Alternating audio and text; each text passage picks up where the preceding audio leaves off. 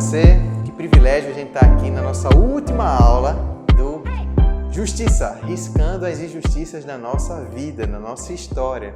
E a gente está aqui na nossa aula 8 e eu queria não deixar, claro, de agradecer a todos os nossos professores que esteve com a gente nessa jornada, né? A Raíra, a Yuri, a Rogério e a Felipe. Muito obrigado a todos vocês aí, porque a gente teve essa aula aí muito importante. Estava meditando essa semana uma coisa que eu quero deixar para você antes de a gente iniciar a nossa aula. Eu percebi, lendo, uma coisa muito interessante sobre Herodes e João Batista. A Bíblia fala que João Batista pregava com constância, trazia a profecia de Deus, né? O chamado ali de Deus, para Herodes. Herodes que pecava, adulterando, né? Com a mulher de seu irmão. E a Bíblia diz que Herodes gostava de ouvir João Batista e até ficava perplexo com o que ele falava. Mas para a gente ficar espantado, a Bíblia também nos conta que quem matou, assassinou João Batista foi Herodes, decapitou ele.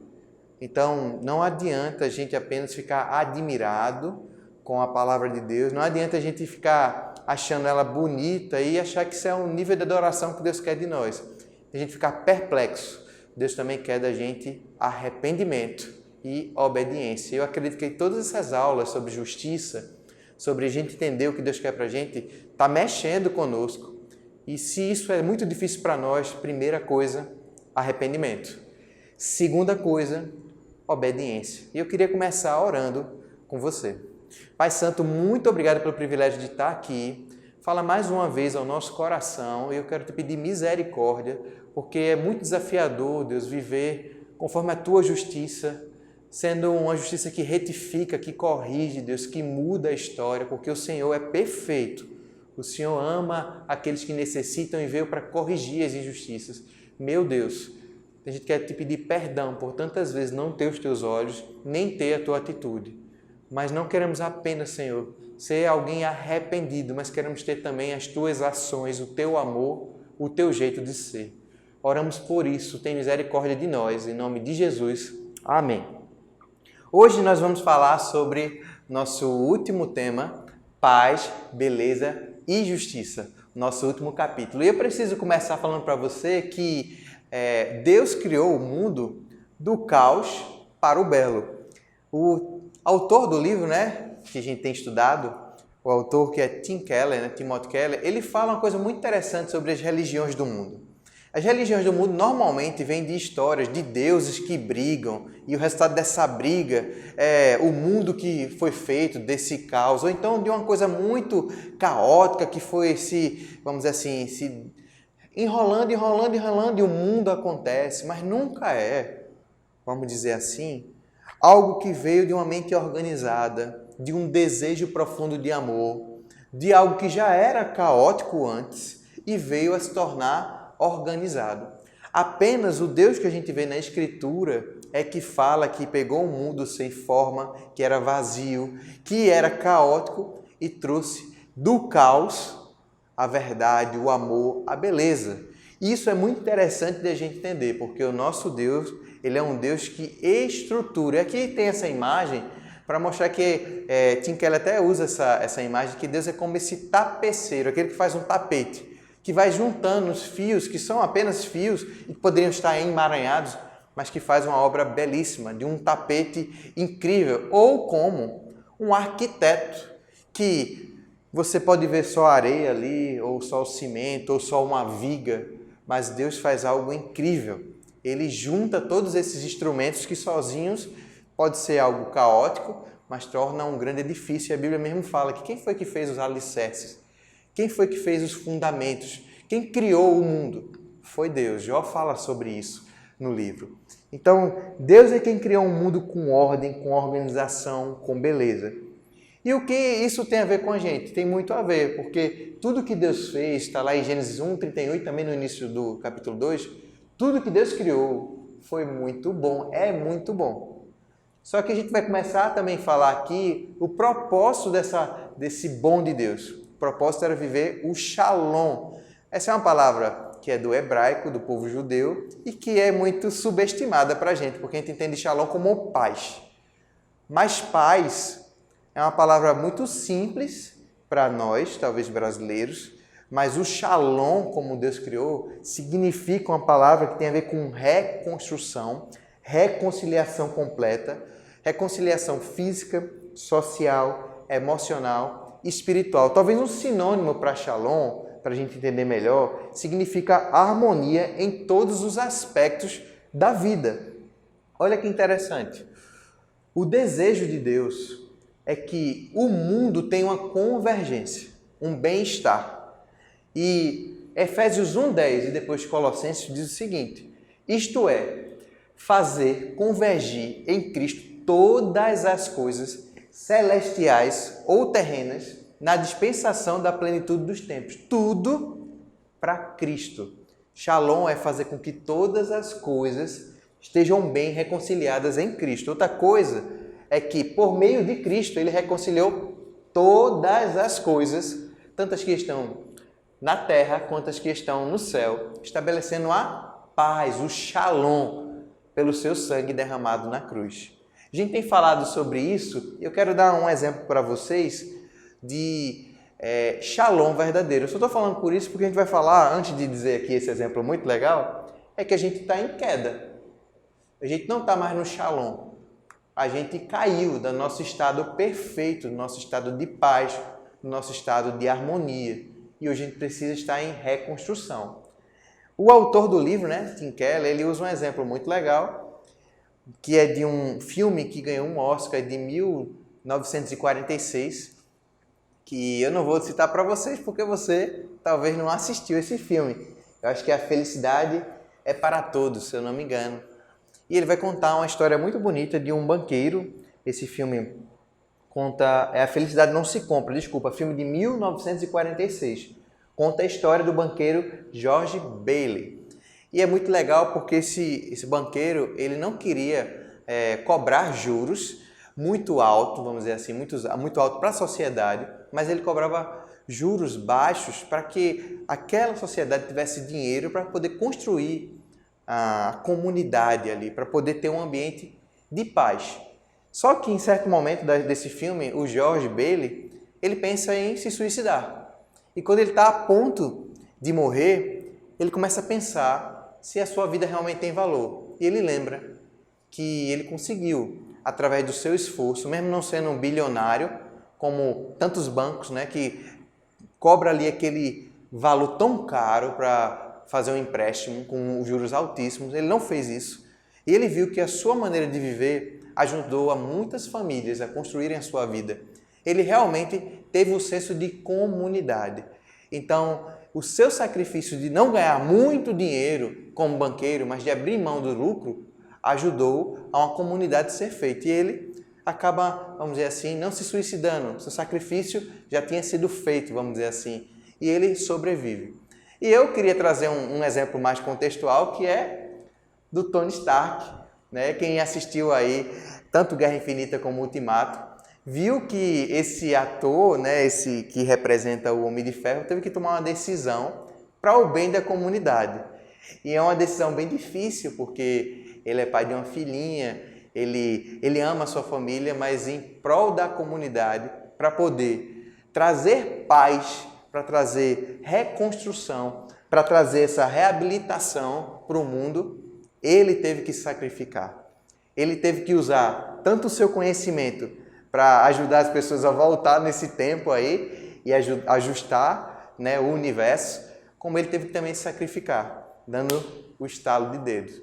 Então, eu só estou dando um exemplo aqui de um filme para dizer que hoje, por causa da queda, a perda do Shalom, lá em Gênesis 3, nós também temos um papel junto com Deus de reconstruir, restabelecer, de levantar. E o mundo hoje está em desordem, como essa casa aqui bagunçada. Deus fez, um arquiteto, uma obra linda, mas nós desordenamos esse processo, nós desconstruímos, nós destruímos. Deus em Jesus começou a reconstruir todo esse processo, começou a organizar a casa, mas Ele também nos chama para ser parte desse processo. Para a gente entender um pouquinho mais o que significa Shalom, beleza, paz, harmonia, eu quero contar algumas histórias de pessoas ou de comunidades que começaram a reconstruir os seus ambientes. E eu preciso contar algumas histórias de desvantagem. Mais uma vez, eu vou usar um exemplo real e alguns exemplos fictícios aí que tem a ver com a nossa cultura de mais jovem adolescente, talvez até criança. A primeira história que eu quero contar para vocês é uma história real, né, da ilha lá de Martha's Vineyard. E isso me chamou muita atenção, eu queria ler rapidinho para vocês aqui. Está no livro, está na página 183. E foi feita uma pesquisa por uma mulher chamada Ellen Gross, que ela é professora da Yale University. E ela oferece um exemplo muito real de uma comunidade inteira que fez justiça para trazer a Shalom, vamos dizer assim, para um ambiente. Foi percebido que na década de 80, 1980, ela fez uma pesquisa e ela percebeu um problema de surdez hereditária nessa ilha aqui, Martha's Vineyard. Ela percebeu que nessa costa dos Estados Unidos havia um problema muito sério de que boa parte da população tinha surdez. E era uma parte muito grande, por exemplo, cerca de 25% de uma parte da colônia tinha surdez. Vê que coisa! E eles perceberam que isso era por causa da colonização. Começou com uma colonização que houve de ingleses, alguém que talvez tivesse essa deficiência. Então foi uma carga genética que foi passada para esse ambiente e isso gerou grande quantidade de filhos com problemas de surdez. Para encurtar a história, só para vocês saberem, uma das colônias, por exemplo, tinha 25% de habitantes de surdo. E deixa eu ler esse pedacinho aqui. Em quase todas as sociedades, os deficientes físicos são forçados a se adaptar aos padrões de vida dos não deficientes. Mas não foi isso que aconteceu em Martha's Vineyard. Certa vez, Gross entrevistava um idoso da ilha e perguntou-lhe o que os ouvintes achavam dos surdos. E ele respondeu: não achávamos nada, éramos todos iguais. Gross replicou que certamente as pessoas se comunicavam, então, por meio da escrita. O homem ficou surpreso. Que nada! Aqui todo mundo sabia a linguagem dos sinais. A entrevistadora perguntou se o homem estava se referindo aos familiares dos surdos. Não! Todo mundo da cidade. Eu sabia, minha mãe sabia, a cidade inteira sabia. Outro entrevistado explicou. Aquelas pessoas não eram deficientes, só eram surdas. Outro morador recordou. Eles, os surdos, eram iguais a todo mundo. Eu não era mais gentil com eles do que com os outros, pois ficariam ofendidos. Eu os tratava como tratava qualquer um. Na verdade, o que aconteceu foi que uma comunidade inteira, em massa, se colocou em desvantagem por amor a uma minoria. Gente, que história! Uma história de uma comunidade de cerca de 75% da população que não tinha surdez, aprendeu a linguagem de sinais para poder ficar igual a todo mundo. Sabe por que a gente gosta de Procurando Nemo, Procurando Dory? Porque a gente vê uma comunidade se comovendo em prol de dois peixinhos que têm dificuldade para ajudar eles. Essa é uma história de justiça, de Shalom. Hoje, por causa da mobilização em prol dos surdos, da Martha's Vineyard, diminuiu drasticamente a quantidade de surdez nessa ilha. Não só houve uma comunidade que amou as pessoas ao ponto de se comunicar com elas, mas como também houve um índice que diminuiu a surdez nesse ambiente, porque o continente se abriu ali, para as pessoas entrarem e diluiu a questão dessa deficiência. Isso é uma questão de justiça. Quando a gente se comove, se compadece, reconstrói, se aproxima e diz assim, eu vou ter algum nível, olha que palavra importante, de desvantagem para estar próximo a você, para me compadecer de você, para amar você, para cuidar de você. Essas histórias nos comovem. Essas são histórias resolutivas de desvantagem. De onde a gente tira isso? De Jesus e sua desvantagem. Aqui eu quero já chegar no final da nossa aula, mas mostrar a você que isso aqui é muito importante e é de onde a gente tira o nosso conteúdo principal. Um grande autor, teólogo, professor pastor, chamado John Stott, falou: se não fosse pela cruz, eu jamais acreditaria em Deus. No mundo real de sofrimento, como alguém poderia adorar um Deus que foi imune ao sofrimento? Jesus, ele é a prova cabal de desvantagem. Ele não é um Deus distante, que ficou só, coitados, mas ele é um Deus que se encarnou e sentiu a nossa dor. Olha só, não diga, quando foi que vimos Jesus nu, preso e com sede? A gente sabe que em Mateus 25 está dizendo assim, olha, quando estive com sede, você me deu o que beber, quando estive preso, você foi me visitar, quando eu estava enfermo, você foi lá. Olha só que incrível. Esse texto está literalmente apontando para aquele que ficou nu, preso e com sede, porque na cruz Jesus ficou na pior das situações. E é por isso que ele fala, quando você cuida de qualquer um dos meus pequeninos, você está cuidando de mim. Jesus é a representação de todas as pessoas que estão passando necessidade, que estão em desvantagem. Não só isso, né? A gente sabe que Jesus também se identificou com encarcerados, os que sofrem injustiças, os que são torturados e os que também são assassinados. Porque Jesus, a gente vê em João 18, não teve um julgamento adequado, ninguém pôde representá-lo. Ele recebeu acusação falsa, ele foi muito violentado, ele foi torturado, ele foi trocado, ele era inocente, mas ele foi trocado por uma pessoa culpada. E ele foi muito espancado, rasgaram até o que ele tinha de valor. Ele foi pego o que tinha de valor dele, os seus bens, e foi colocado na mão de outras pessoas. E o pior, ele foi assassinado. Jesus também se compadece das pessoas que sofrem injustiça nesse mundo. Gente, a Bíblia fala, olha que texto forte, Provérbios 14, 31. Aquele que oprime o pobre, com isso despreza o seu Criador. Mas quem ao necessitado trata com bondade, honra a Deus. Quando cuidamos das pessoas que necessitam, cuidamos do próprio Senhor. Quando amamos as pessoas que estão sendo injustiçadas, amamos o próprio Jesus. Eu queria, se possível, a última imagem. Eu quero contar uma história para vocês, para a gente finalizar a nossa aula. Essa imagem ela é interessante como ilustração. Havia uma senhora que ela tinha muitos bens. E eu quero terminar com essa ilustração para você refletir. Ela tinha um sobrinho apenas, e que ia herdar todos os seus bens. Só que ela queria saber assim, já que seu sobrinho era muito devotado, muito bom para com ela, cuidava dela, ela queria saber se o coração do seu sobrinho era realmente um coração devotado, amoroso, bondoso, já que o sobrinho cuidava dela. E ela pensou, vou fazer um teste para ver se meu sobrinho realmente é amoroso. Vou me vestir de um mendigo, de uma pessoa muito pobre, vou ficar escondida na frente da porta da minha casa. Eu vou me esconder de tal forma e saber se ele é realmente devotado, bondoso e assim. E assim ela fez, ela se fantasiou, ficou muito, melada, pobrezinha. E quando seu sobrinho estava chegando, ele falou, sai daqui, sua velha pobre. Chutou quase ela ali e afugentou aquela idosa.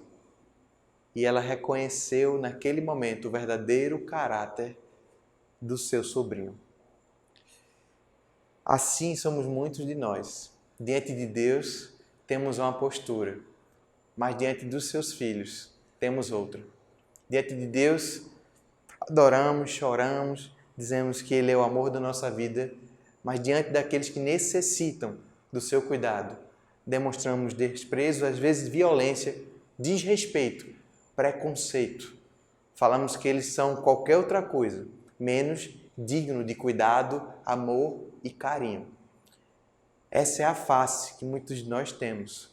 E diante disso, Deus tem nos chamado a ser alguém que atende o pobre no caminho, porque Jesus está dizendo, eu sou o pobre do seu caminho.